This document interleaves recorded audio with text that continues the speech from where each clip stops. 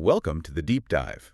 We take stacks of source material, often pretty overwhelming stuff, and we try to turn it into clear, distilled, and actionable insights for you. Exactly. Today, we are immersing ourselves in something quite big, a digital initiative that its proponents are calling, well, not just innovative, but revolutionary. The on-passive revolution. Indeed. And we've got a lot to go through here. Extensive source material detailing this massive global movement known as #VictoryWithAsh. It's spearheaded by the founder and CEO, Ash Mufareh. Right.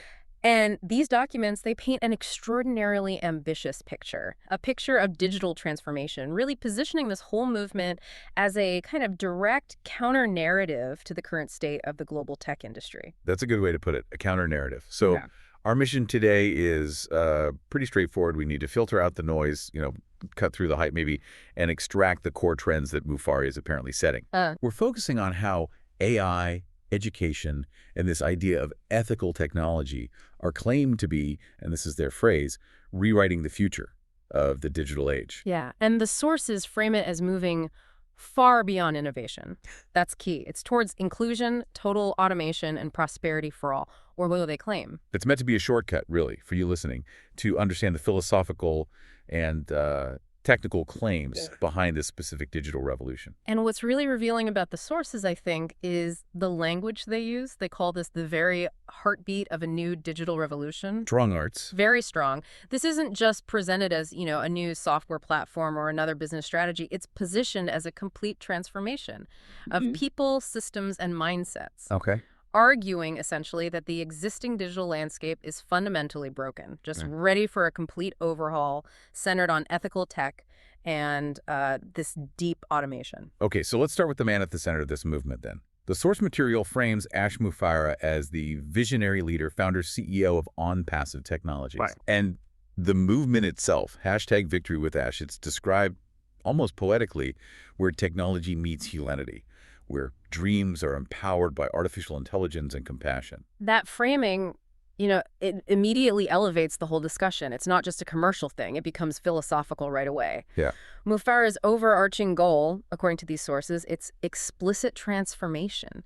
The transformation of people, systems, mindsets, the whole package. So if we accept their premise that the existing systems are flawed. Right. If you accept that premise, then this initiative sets out not just to compete, but to actually replace the underlying ethical and structural assumptions that, power the current tech world. That's a huge goal. And that transformation, it seems to begin with what the source calls the foundational mindset, a deliberate shift away from competition towards empowerment. Yes, and that really strikes at the core of how most global economies are structured, doesn't it? It absolutely does. This core philosophy presented is all about leading by creating. It's rooted in contribution, not competition. And this is where we probably need to dig in a bit. Okay. Because the trends outlined, they explicitly aim to lift everyone involved, founders, affiliates, dreamers, moving them from what's dramatically called mere survival to complete abundance. Complete abundance, wow. Yeah. So if success is based on contributing, not on beating rivals, the whole dynamic of the marketplace changes, or at least it's supposed to change within this specific ecosystem. So, okay, if the system is designed around contribution, how does that actually translate into, guaranteed success for an individual founder? The source claims the era of guesswork is over. How? Well, the sources suggest that the system itself, guided by AI, it sort of removes the subjective element of failure. That's the claim. Removes failure. Well, removes the guesswork leading to failure. It's claimed the technology will guide, teach, and reward participants automatically. So AI, in this picture, isn't just doing grunt work. It's claimed to be empowering individuals, teaching them how to create wealth intelligently. The system supposedly tracks your effort, measures engagement, and then distributes the benefits transparently. So it shifts the burden. Exactly. It's shifting the burden of success away from, say, your individual marketing genius onto the system's automated intelligence and its supposedly fair distribution model. This philosophy, then, it leads directly into how the source material talks about redefining financial freedom. It's positioned as something fundamentally safer, more reliable than traditional ways. And this redefinition is really key, I think, for understanding the appeal of the system. Founders are promised independence from unstable markets or middlemen. Right, the usual suspects. Yeah. And if you think about the implications of that claim, it means the traditional anxieties, market crashes, currency swings, or platforms taking huge cuts, they're allegedly neutralized by the system's closed circular design. It appeals directly to people who are maybe tired of that volatility. Precisely. Weary of it. So instead of relying on those external markets, the system guarantees direct, transparent, and fully automated earnings. And this is facilitated by AI, these smart wallets, and a fair distribution model. Can we unpack the smart wallet part a bit? What do the sources say about how that works? Well, the sources don't give us, the deep blockchain architecture details, unfortunately. Okay. But they do heavily emphasize this smart wallet component. It's positioned as the guarantee of transparency and that automated reward processing. So it's about trust. It seems so. Yeah. A smart wallet, in this context, it suggests a kind of digital ledger where earnings, whether they come from commissions, growth sharing, traffic, whatever, are instantaneously and automatically distributed based on preset visible rules. Visible rules. That's important. This transparency is positioned as the trust mechanism.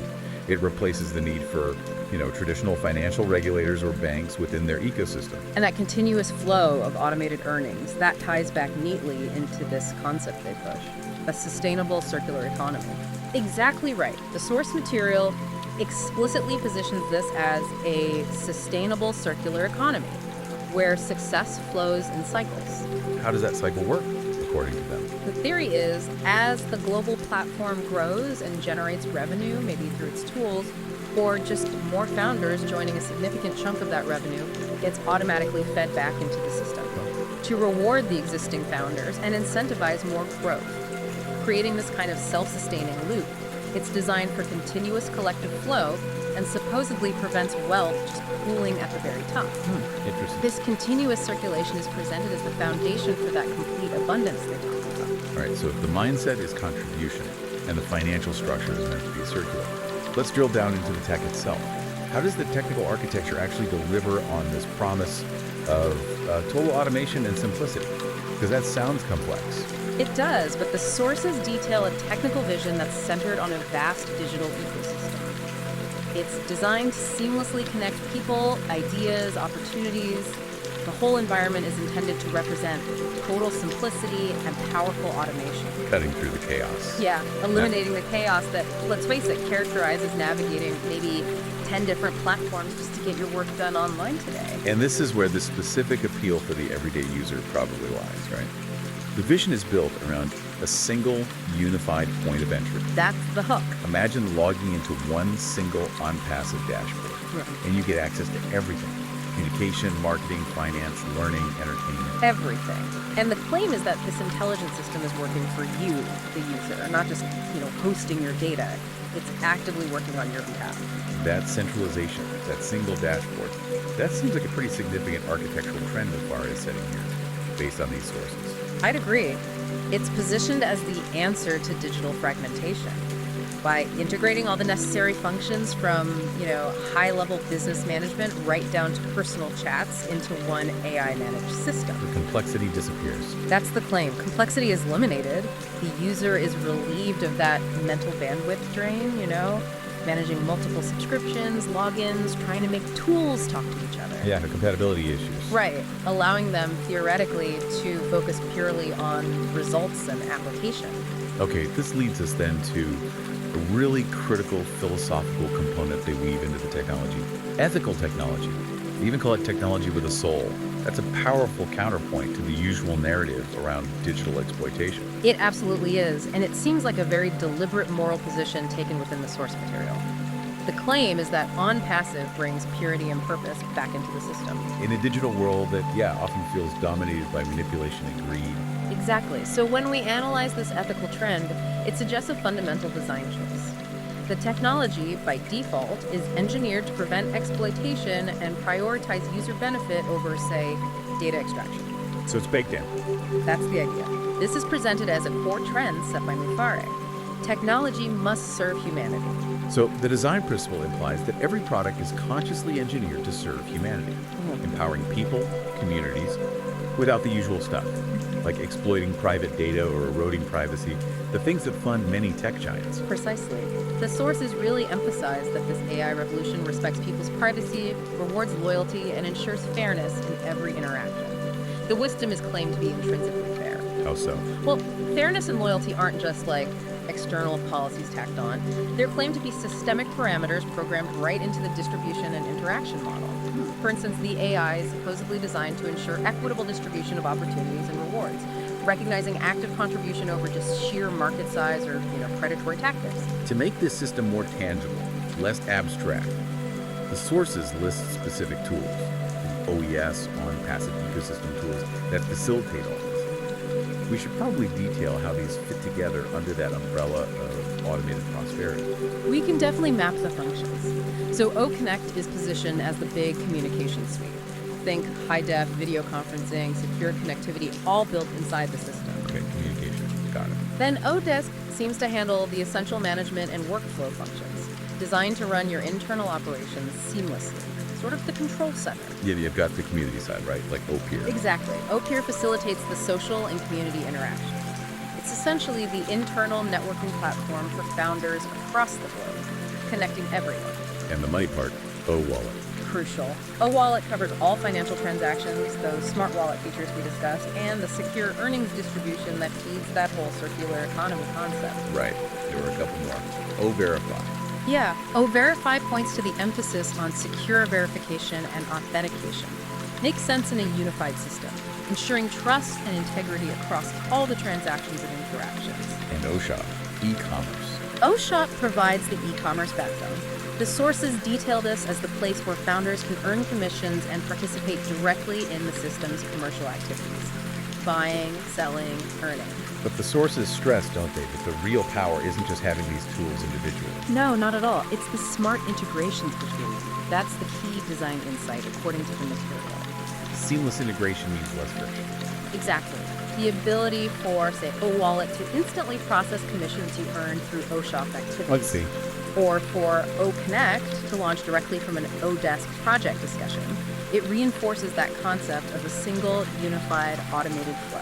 And this seamless onboarding and integration, that's what backs up the claim of eliminating complexity and chaos for the user. It seems to be the infrastructure that makes the promise of total automation feel achievable, at least within the closed loop of their ecosystem. Okay, so if the tech framework and the ethical claims are, well, if they hold up, the next crucial piece is the human element, preparing people. The sources really elevate this education revolution, stating that training is the soul of the new ecosystem. Right. It suggests that no matter how automated the system gets, human intellect, human engagement, it's still essential. So training is seen as that critical link between the founder and the technology. Absolutely. And the core of this trend, they say, is AI-guided learning. AI-guided. Yeah. What does that mean practically? It implies a highly personalized, adaptive approach to learning. The promise seems to be multifaceted. Participants will learn the system while they're simultaneously earning through it. Learn while you earn. Yeah, thus mastering the digital age through immediate real-world application within the on-passive world. It's presented as continuous incentivized learning. That sounds pretty different from just taking standard online courses or watching tutorials. How did the sources elaborate on that AI-guided aspect? Is it just like automated quizzes or something more sophisticated? The implication seems deeper than just standard automated testing. AI-guided learning, in this context, it suggests the system actively analyzes a founder's performance within the ecosystem. Right. Their engagement levels, their Odesk activity, maybe their OShop performance, and then it tailors the training modules specifically to address their knowledge gaps or maximize their potential opportunities. So it's prescriptive learning. That's a good term for it, prescriptive. The AI effectively tells you, okay, based on what you're doing, here's exactly what you need to learn next to reach the next step in abundance. And that focus on personalized prescriptive learning, that enables the shift you highlighted earlier, training people how to think like creators, not just how to click buttons on a tool. Yes, exactly. The sources emphasize that the training modules are designed to teach individuals how to innovate, how to inspire, how to generate impact. Shifting the focus. It shifts the emphasis away from just technical proficiency, knowing how OConnect works, towards entrepreneurial strategy. How to use these powerful automated tools as a lever. So the goal isn't just to produce a good user of OConnect. No, it's to cultivate a founder who can conceptualize and build something lasting within this ecosystem, cultivating the mind that can generate value using the system. So the end result, the finished product, if you like, isn't just a technically proficient user. It's meant to be a fully formed entrepreneur, ready to manage online businesses, communicate effectively, equipped for digital commerce and community building. Precisely. And that transformation leads directly to the ultimate role envisioned for every single participant, the digital ambassador. The ambassador role. The movement intends for every founder to become a pioneer, a living example of what empowered humanity looks like, fully equipped with knowledge and skills, not just for their own success, but for outreach too.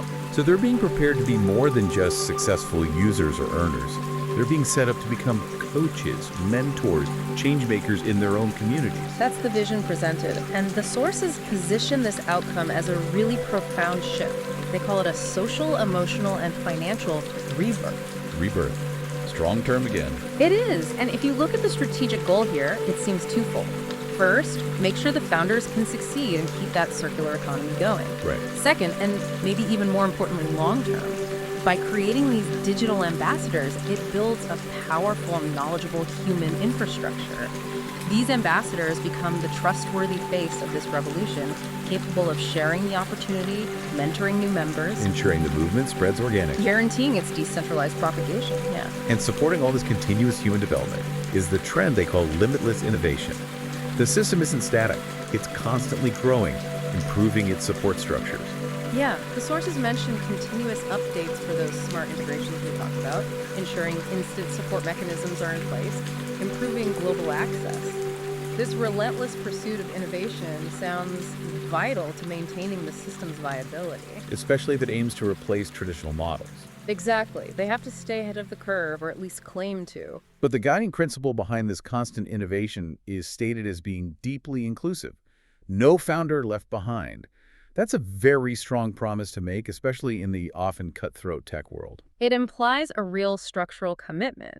The claim is that every single user, regardless of their starting skill level, their tech background, they should be able to navigate, earn, and grow confidently. How is that achieved? Through the automation. Through the layers of automation, yes, but crucially also through that AI-guided learning we discussed. If a founder is struggling, the system is supposed to identify that gap and apply the necessary training intervention proactively. Proactive intervention. Right. Designed to overcome that initial knowledge barrier that, let's be honest, causes really high failure rates in many other online enterprises. It raises a really powerful question, doesn't it, about the future of digital skills. If the system itself handles the complexity and provides this kind of prescriptive learning, then the key skill required maybe shifts away from deep technical expertise Towards what?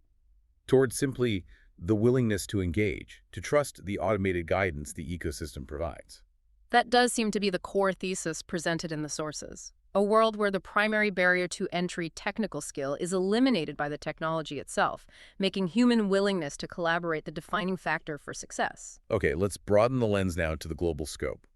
The sources dedicate quite a bit of attention to this trend of unity and diversity. #VictoryWithHash is described not just as a business, but as a genuine worldwide movement, transcending geography, culture, language. It's definitely painted as a truly global phenomenon. They emphasize founders coming together from all corners of the world: Africa, Asia, Europe, the Americas. All connected. Right. They might be interacting via OConnect or OPeer in different languages, but the underlying vision, human empowerment through technology, is presented as universally shared. And that global scale seems necessary, doesn't it? If the goal really is to establish a truly circular economy that functions independently of, say, national economic volatility. Absolutely. It needs that scale to even potentially work as described. Mufara is claimed to have made OnPassive more than just a company. It's a global family. That's the trend. Global collaboration, where every founder, regardless of background or maybe their initial contribution level, is promised a key role in this unfolding story of hope and abundance. And this relentless focus on global collaboration, it fundamentally reinforces that non-competitive, contribution-based mindset we talked about earlier. How so? It posits this vast network where geographical barriers, typical nationalistic economic silos, they're dissolved by the unified tech platform. The success of one region, thanks to that circular economy model, is claimed to benefit everyone. Interesting. Now, what's particularly distinctive, I found, was the emphasis on loyalty and this spirit of gratitude and growth. The sources make a point of noting that the system emphasizes remembering those who believed from the very beginning, the early adopters. Yes, that's a powerful narrative device, isn't it? Framing those early founders as pioneers, their patience, their faith, their unity presented as essential ingredients to reaching this current point. And the sources mark this period now as the season of reward. Exactly. The system is explicitly designed, they claim, to recognize and reward that historical loyalty. It's not just forgotten history. And crucially, the mechanism for honoring that loyalty is integrated directly into the automated system itself. It's not just a nice sentiment. Right. The claim is that the intelligent, automated systems will honor the effort of every founder and multiply their contributions. So loyalty becomes a data point. That's how it seems to be positioned. This is where the ethical technology claims and the business model intersect perfectly. Loyalty isn't treated as some subjective, intangible feeling. It's claimed to be a measurable input factor that the automated distribution system recognizes and rewards transparently. It links that emotional investment, the patience shown during development, directly to a tangible, automated financial outcome. Which presumably further reinforces trust in the system's fairness if it works as described. That would be the intended effect, yes. Finally, the sources view this countdown to #VictoryWithAsh as much more than just a technical launch or a product release.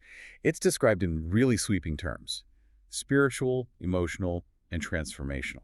That language, it attempts to embed the entire initiative into a deeper commitment, a commitment to holistic well-being. It's not just about earning money. It's framed as a new way of living, a new way of interacting digitally. And the final call to action for the founders reflects this lofty goal. It does.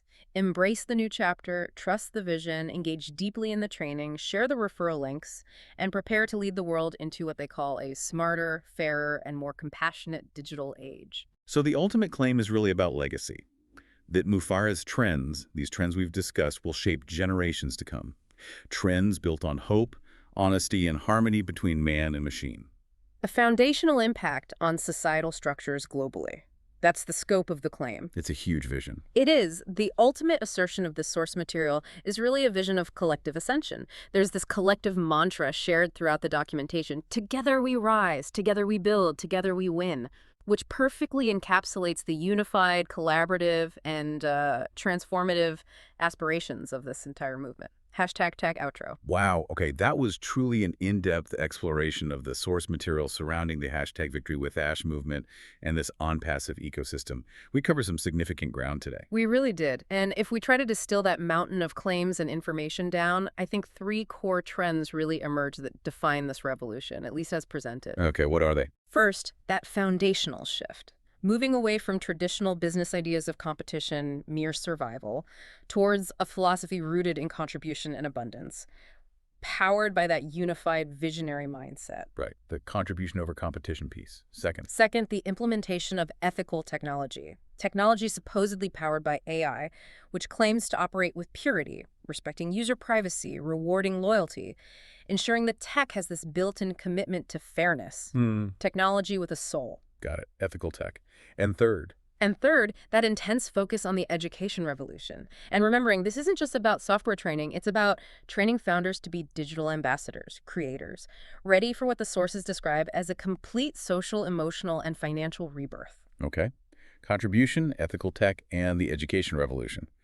That brings us to our final thought for you, the listener, drawing from all this. The source material for this on-passive revolution asserts that its model, this sustainable circular economy, ensures success for a global family of participants.